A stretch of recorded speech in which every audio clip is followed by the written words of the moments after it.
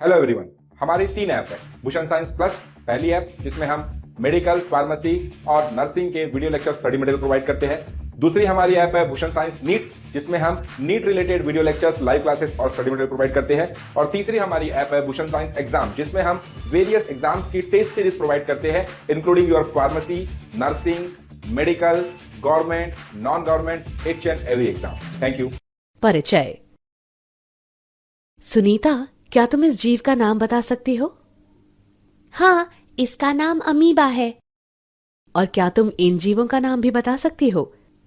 हाँ, पहला एक पेड़ है और दूसरा एक डायनासोर है। बहुत अच्छे। अब इन प्राणियों को पहचानो। ये सर्प, गरुड़ और डॉल्फिन है। सुनीता, क्या तुम्हें पता है कि करोड़ों वर्ष पहले पृथ्वी पर जीवन कैसा था और कैसे अनेक प्रकार के जीव आद्य पृथ्वी से प्रकट हुए? नहीं। हाँ, मैं तुम्हें समझाती हूँ कि करोड़ों वर्ष पहले पृथ्वी पर क्या हुआ और सभी जीवों, डायनासोर, अमीबा, पौधे और अन्य जीव जंतुओं का विकास कैसे हुआ। उद्देश्य। इस पाठ के अंत में आप निम्न करने में सक्षम हो जाएंगे: बिग बैंग सिद्धांत को समझना, आपेरन और हाल्डेन द्वारा प्रस्तावित सिद्धांत को सिद्ध करने के लिए मिलर के प्रयोग को समझना, जीवन स्वरूप के विकास को समझना, विकास के विभिन्न प्रमाणों की पहचान करना, तुल्य रूप और समजात संरचनाओं के बीच अंतर की पहचान करना, अनुकूली विकिरण की अवधारणा को समझना।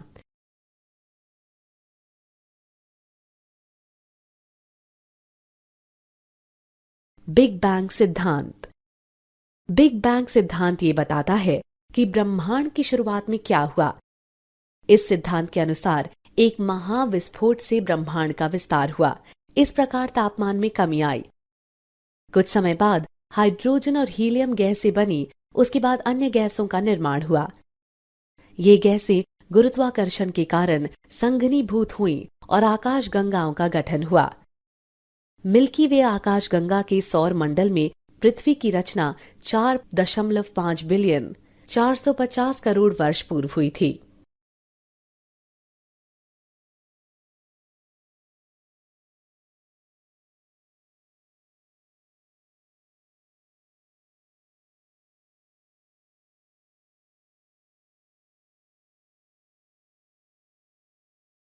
पृथ्वी के वायुमंडल का निर्माण।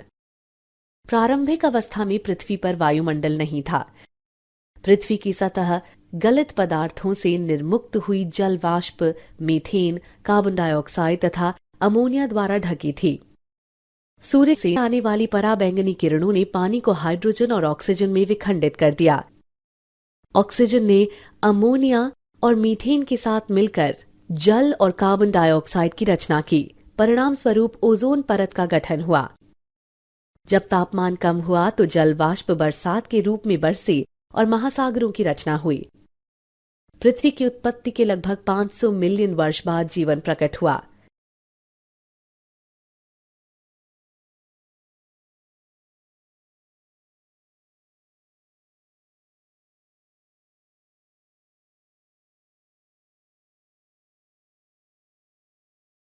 स्वतः जनन का सिद्धांत। पूर्व ग्रीक विचारकों के अनुसार स्पोर नामक जीवन की इकाई विभिन्न ग्रहों में स्थानांतरित हुई। लुई पाश्चर ने प्रायोगिक रूप से ये प्रदर्शित किया कि जीवन पहले से विद्यमान जीवन से ही निकलकर आता है। ये स्वतः जनन नामक सिद्धांत था। उन्होंने अपने सिद्धांत को निम्नानुसार सिद्ध करने के लिए 2 फ्लास्कों का उपयोग किया। जीवन की उत्पत्ति का आपेरन हाल्डेन सिद्धांत। आपेरन और हाल्डेन के अनुसार रासायनिक विकास के बाद जीवन का निर्माण हुआ। जीवन का विकास महासागरों में हुआ, जब वायुमंडल में H2, H2O, NH3, CH4 और CO2 की कमी थी, लेकिन मुक्त O2 नहीं थी। कार्बनिक यौगिक पराबैंगनी प्रकाश ऊर्जा द्वारा गैर जैविक रूप में संश्लेषित किए गए। बिना मुक्त O2 के उनका ऑक्सीकरण किया गया। ये कार्बनिक अणु स्थिर होकर गर्म तनु शोरबे में संचित हो गए। इन अणुओं ने नष्ट होने से बचने के लिए अपने चारों ओर एक झिल्ली का निर्माण किया। ऐसे कोशिकांगों ने रसायनों का अवशेषण, वृद्धि, विभाजन किया और अपने चारों ओर मौजूद कार्बनिक अणुओं के किण्वन द्वारा ऊर्जा प्राप्त की। इस प्रकार प्रथम जीवन स्वरूप की उत्पत्ति हुई।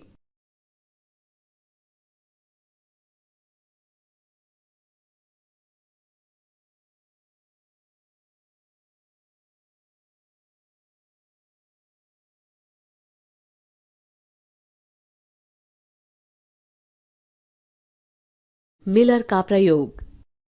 1953 में एस.एल. मिलर ने प्रयोगशाला में पृथ्वी की प्रारंभिक दशाओं के समान परिस्थितियां पैदा कीं। उन्होंने CH4, H2, NH3 और जल वाष्प युक्त बंद फ्लास्क में 800 डिग्री सेल्सियस पर विद्युत डिस्चार्ज उत्पन्न किया। कुछ समय बाद उन्होंने देखा कि अमीनो अम्ल, शर्करा, नाइट्रोजन क्षार, वर्णक और वसा का निर्माण हो गया। ये प्रयोग इस बात का समर्थन करता है कि रासायनिक विकास के बाद जीवन की रचना हुई।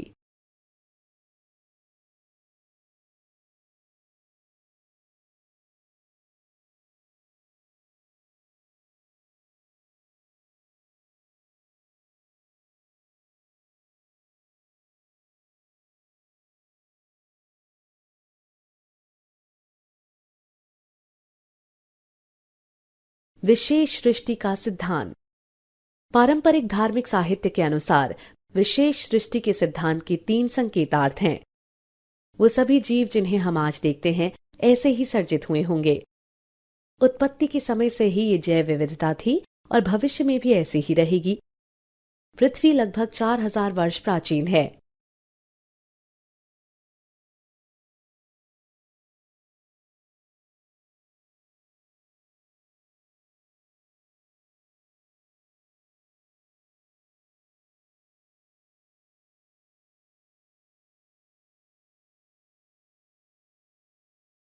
जीवन स्वरूप के विकास पर चार्ल्स डार्विन का सिद्धांत।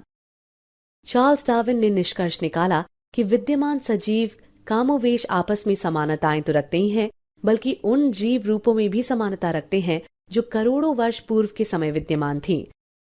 उन्होंने बताया कि प्रत्येक जीव संख्या के लक्षणों में विभिन्नता निहित होती है, जो कुछ जीवों को प्राकृतिक दशाओं में अच्छी तरह से जीवित रहने में सक्षम बनाती है।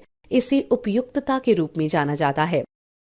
इस प्रकार जो एक वातावरण में अच्छी तरह से उपयुक्त थे, प्रकृति द्वारा वर्ण होता गया। इसे प्राकृतिक वर्ण का नाम दिया गया और इसे विकास के प्रतिमान के रूप में लागू किया। विकास के प्रमाण। पृथ्वी पर जीवन स्वरूप के विकास के समर्थन में प्रमाण जीवाश्म के अध्ययन तथा विभिन्न जीवन स्वरूपों की तुलनात्मक शारीरिकी और आकारिकी से सामने आए। जीवाश्म। जीवाश्म चट्टानों में पाए जाने वाले जीवन स्वरूपों के कठोर भागों के अवशेष हैं। जीवाश्म युक्त विभिन्न आयु की चट्टानों की तलछट के अध्ययन से ये पता चलता है कि समय समय पर जीवन के रूप बदलते रहते हैं और कुछ जीवन रूप विशेष भूवैज्ञानिक काल तक ही सीमित रहे। ऐसे प्रमाण पुराजीवी प्रमाण कहलाते हैं।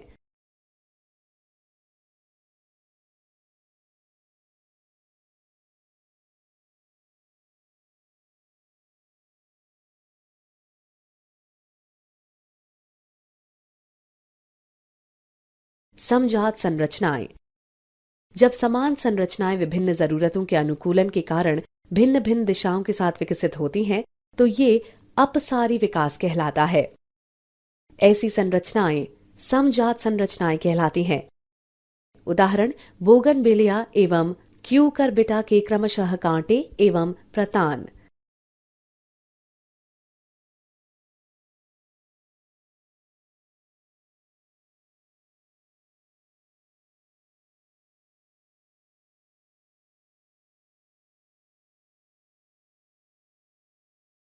तुल्य रूप संरचनाएं। जब विभिन्न संरचनाएं समान कार्यों के लिए विकसित होती हैं, तो ये अभिसारी विकास कहलाता है। ऐसी संरचनाएं शरीर विज्ञान की दृष्टि से असमान होती हैं, भले ही उनके कार्यकलाप समान हो। ये तुल्य रूप संरचनाएं कहलाती हैं। उदाहरण पेंगुइन और डॉल्फिन मछलियों के पक्ष।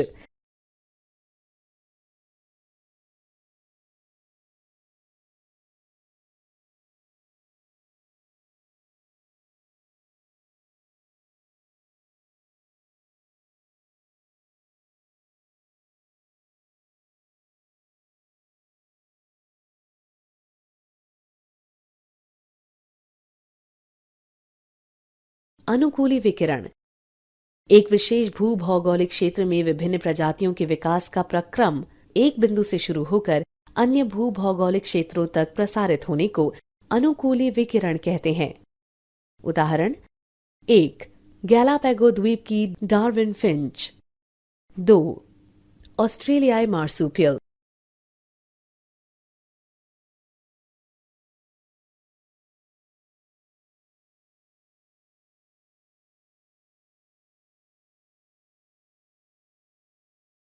क्या आप जानते हैं विकासात्मक अनुवांशिकी, जीवाश्मिकी और विकास परक विकासात्मक जीव विज्ञानी की उन्नति से ये पता चलता है कि प्रजनक प्रकर्मों और जंतुओं में कोशिका प्रकार विनिर्देश तंत्रों के कारण अनेक संरचनाएं स्वतंत्र रूप से विकसित होती हैं, न कि पहले से मौजूद जीवन रूपों से।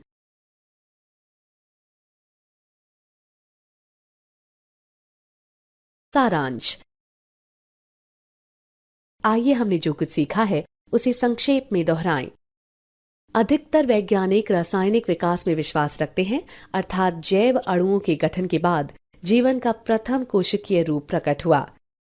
चार्ल्स डार्विन ने निष्कर्ष निकाला कि विद्यमान सजीव कमोवेश आपस में समानताएं तो रखते ही हैं, बल्कि उन जीव रूपों में भी समानताएं रखते हैं जो करोड़ों वर्ष पूर्व के समय विद्यमान थीं।